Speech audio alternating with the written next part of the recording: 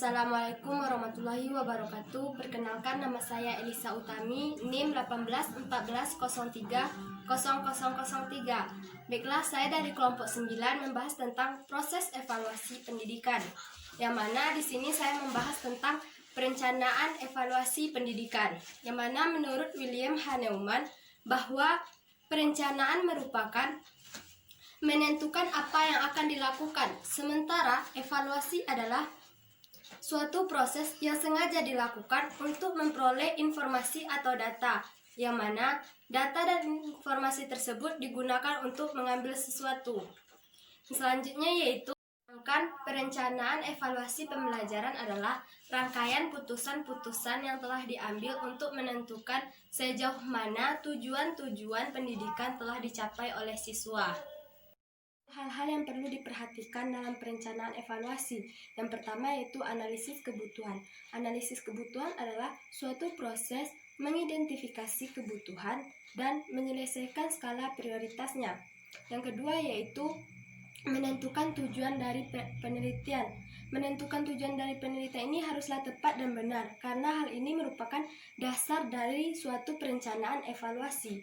Yang ketiga yaitu mengidentifikasi kompetensi dan hasil, di mana dapat dilakukan dengan berdasarkan kurikulum yang ada pada sekolah tersebut. Yang keempat yaitu menyusun kisi-kisi. Menyusun kisi-kisi yaitu agar materi yang dihasilkan atau nilai relevan dengan pembelajaran atau materi yang diajarkan oleh guru tersebut. Yang selanjutnya atau yang keenam yaitu uji coba dan analisis soal, yaitu dilakukan untuk mengetahui atau melakukan perubahan, penghapusan, atau pembuangan terhadap soal-soal yang dianggap tidak tepat dan menggunakan kembali soal-soal yang dianggap tepat. Selanjutnya yaitu revisi dan merakit soal. Apabila soal telah dilakukan uji coba, maka selanjutnya itu dilakukan revisi, yaitu memilah soal mana yang bagus untuk digunakan kepada ujian berikutnya. Tiga yaitu langkah-langkah dalam perencanaan evaluasi. Adapun yaitu langkah-langkahnya, yang pertama yaitu menentukan tujuan evaluasi. Menentukan tujuan evaluasi ini sangat penting dalam perencanaan evaluasi. Yang kedua yaitu merumuskan masalah evaluasi. Dapat dilakukan berdasarkan fenomena-fenomena yang ada di lingkungan sekitar. Yang ketiga yaitu menentukan jenis data yang akan dikumpulkan. Itu dengan mengidentifikasi data sesuai dengan variabel-variabel yang telah ditentukan. Yang keempat yaitu menentukan sampel. Yang kelima yaitu menentukan metode evaluasi, yaitu berkaitan dengan pendekatan evaluasi tersebut. Yang keenam yaitu menentukan alat evaluasi. Alat evaluasi dapat berupa tes, non-tes, wawancara, dan observasi. Dan yang ketujuh yaitu rencana personalia evaluasi. Personalia yaitu mencangkup manajemen sumber daya manusia yang terdapat dalam perencanaan evaluasi tersebut. Yang kedelapan yaitu merencanakan anggaran.